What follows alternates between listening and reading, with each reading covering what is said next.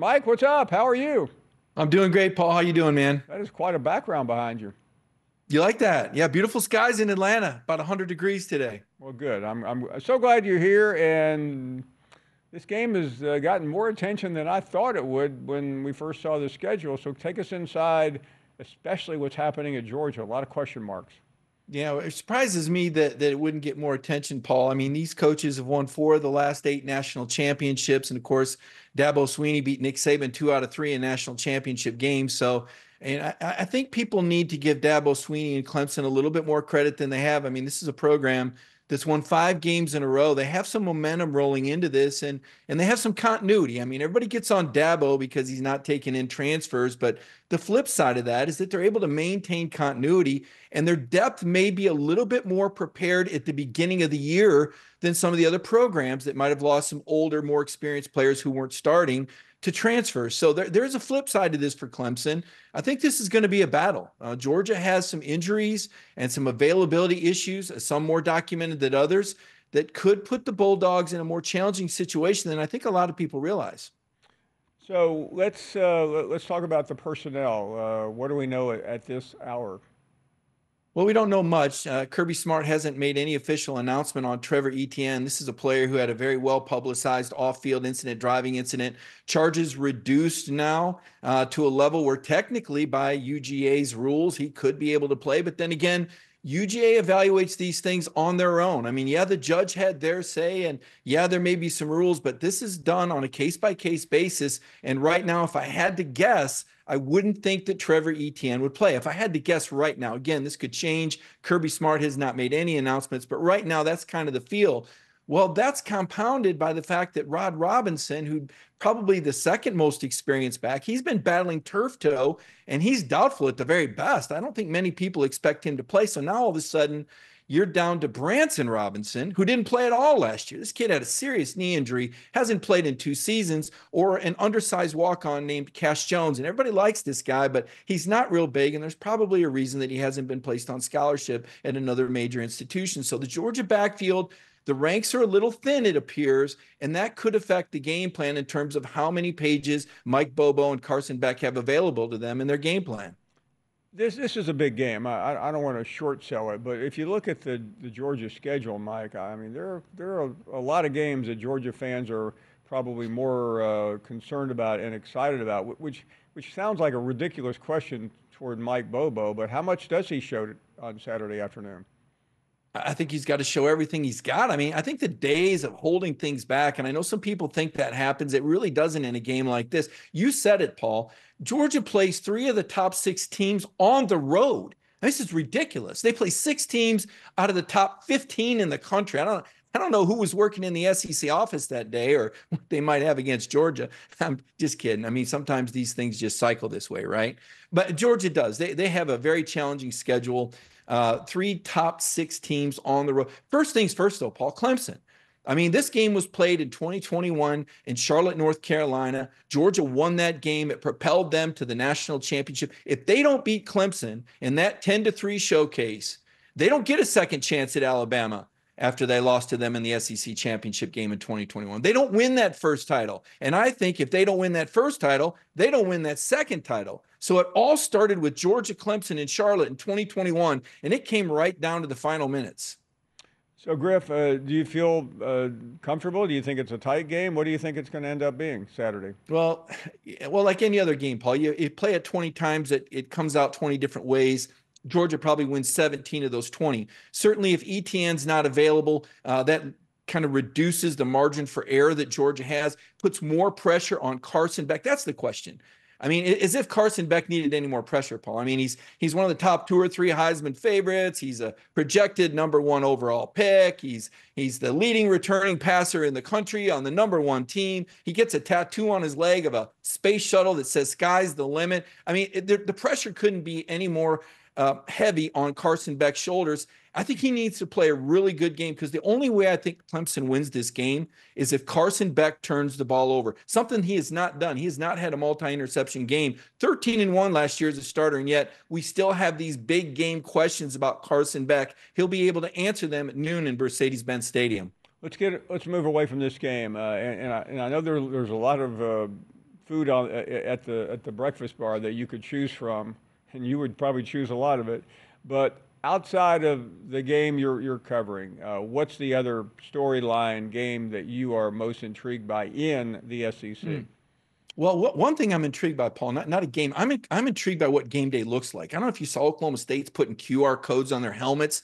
You know, they're trying to get in people's pockets. There's going to be all these initiatives. I want to keep my eyes peeled and see if there's any other creative ways that teams and schools are trying to reach out to the television audience and beef up their NIL earnings. That's one. Of course, I'll be watching Kalen DeBoer in Alabama against Western Kentucky. Of course, I want to see that offense. And of course, I expect Jalen Milroe to throw for 300 yards and produce some ESPN highlights and SEC Network highlights that we'll watch all week, and we'll probably vault him into the top 2 or 3 of the Heisman Trophy race. I want to see if these Alabama guys can tackle. I mean, they lost their best player, said see you later to Alabama to go to Ohio State. Paul, you covered Alabama. You worked at the Birmingham Post-Herald, the Mobile Register, longtime Alabama, Birmingham radio host. Can you believe that an elite Alabama football player would leave Alabama football to go play at the Ohio State? I mean, that's blasphemy. I mean, what does that say about the Griff, Alabama defense? I'm glad you brought that up. You know what really shocked me about that? That he went to Ohio State instead of Georgia. Yeah, not me, because that was one of the schools that he was looking at coming out of high school. These guys, you know, they have to kind of project where they can play right away. And Georgia has a very deep and talented secondary. I don't think he would have got much playing time behind national championship game defensive MVP or Malachi Starks, who's a 3-time All-American. Listen, I just want to make sure I understand you correctly. I mean, you're talking about Caleb Down. You're saying he went to Ohio State because he didn't feel like there was a good position for him at Georgia? No, I didn't say that. I said what exactly did you just say there, Griffith? I heard it one way, and we can check the transcript. But you basically said, and I'll interpret, the best player on Alabama's team wasn't going to play as much at Georgia, correct? As a true freshman, correct. Last year they had Javon Bullard, who was a national championship that's game not what I'm defensive talking MVP. about, Griff. I'm talking about the decision he made in January after Kalen DeBoer showed up. Why did Caleb Downs go to Columbus instead of playing for the guy he hugged after the SEC championship game, Kirby Smart? I get it. You know, a lot of times those relationships go way back, Paul, and they go back to the recruiting times. And I think that the Downs family felt comfortable with the Ohio State, and I think that they felt comfortable with the package that they were offering them. Didn't Georgia also bring in his coach? They absolutely brought him in. They had a great visit, but, you know, they picked Ohio State over Georgia to play at the next level. I don't know what Ohio State offered. I just know that the best defensive player at Alabama did not stay in the SEC, and you could argue that maybe the best running back in the SEC didn't stay in the league. So the fact that the Ohio State is landing these sort of players, and I don't know if you saw it, there was a report out there somewhere saying that Ohio State might be interested in Nick Saban if they don't win a national championship. Where did we hear that first, by the way? I think it was in Dallas. Griff, I did hear it from you, and I think I was sitting next to you in Dallas when you said it. What I'm most curious about is, what report did you see that? I mean, was that what did Jimbo Fisher say a couple of years ago? Pork chops or bro Bible, or I mean, where did you see that? I'm just saying the speculation is already. Listen, Nick Saban's out here cutting these great commercials. He's going to be fantastic on game day. Sure. I can't wait to watch. He was fantastic last Saturday. Can't watch him, but he belongs on a sideline. I mean, T-Rex doesn't want to be fed. He wants to hunt. Remember the Jurassic Park movie? Nick Saban wants to hunt. I'm sorry. I'm going to keep watching this year. We're going to enjoy him. The insight's going to be fantastic. ESPN fans are going to love Nick Saban. We already know that. Nobody in America is disputing how great Nick Saban is and will be on TV. What everyone in America is disputing is, what in the world are you talking about? What in the world am I talking about? I'm talking about the pressure on Ryan Day. There's a report that Nick Saban's going to Ohio State. I've seen was that one of your grandkids' kindergarten paper? I mean, where in the world did you get that? I think we need to pull up get you a front row chair for the Big Ten and what's happened at Ohio State and how desperate they are.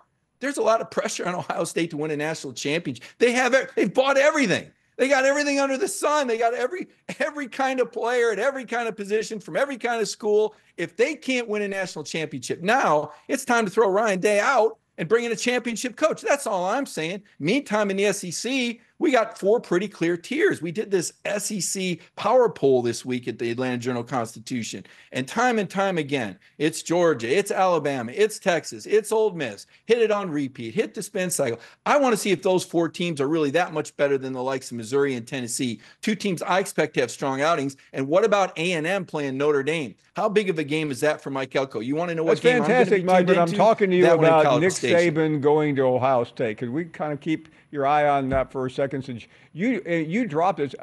In all your, I mean, you're a great reporter. I knew you in the newspaper world. I know you now.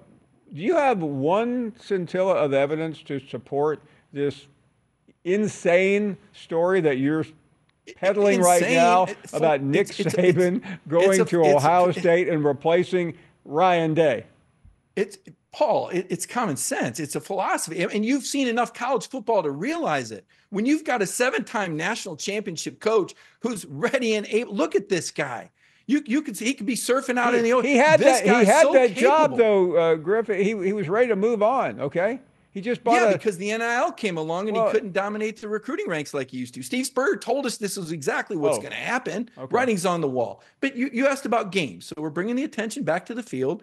I was just kind of throwing a little bouquet out there. I just want, because when tomorrow I get to Gainesville and I see Spurrier and he says, "Now what was your boy Griff talking about?" I just want to be able to answer him because I mean. I know what you've said, but I've yet to understand the justification for it other than all these extraneous things that don't make a bit of sense. All right. Well, I think as the season progresses, it'll make more sense. And when you're in Gainesville, by the way, you might want to ask Steve Spurrier who he thinks the next Florida head coach could be. Because if Miami beats Florida, the drums are going to start to beat, and they're going to beat loudly. And I've heard a lot about Miami. I was talking to an ACC insider that had been inside a Miami practice, and they said this Miami quarterback is plugged in. They've got playmakers. They believe the Hurricanes are going to control the line of scrimmage in the swamp. Can we really see Miami control the line of scrimmage in the swamp? And then what happens to Billy Napier? Everybody loves Scott Strick. They love this AD. He might be one of the most popular ADs that I've ever run across. But I don't think that he can pull Billy Napier along if Florida doesn't get off to a good start and win that game against Miami. And let's see just how good Miami is. This quarterback, all of a sudden, he just shoots up to the top of the ranks in the Heisman. Oh, he's athletic and he can throw all the. Is he really that good? Or who's he playing against? I can't wait to see that game. Another game that could come down to the final minutes. And we'll see if the swamp still carries all that weight. One of my favorite places to see a game. Those fans are dynamite. They're going to need to bring it because from everything I've heard, this is the best Miami team in a long, long time. Griff, we'll leave it there. Enjoy the weekend. I'll be reporting back tomorrow on how your reports on Saban and Napier are playing. No rush. Ohio State's going to roll Akron. What's the spread? 49, lay the points. They're going to steamroll those guys. Ryan Day is going to be king for tomorrow against or Saturday against Akron. We will see you next week. Thank you, Mike. You got it. Mike Griffith.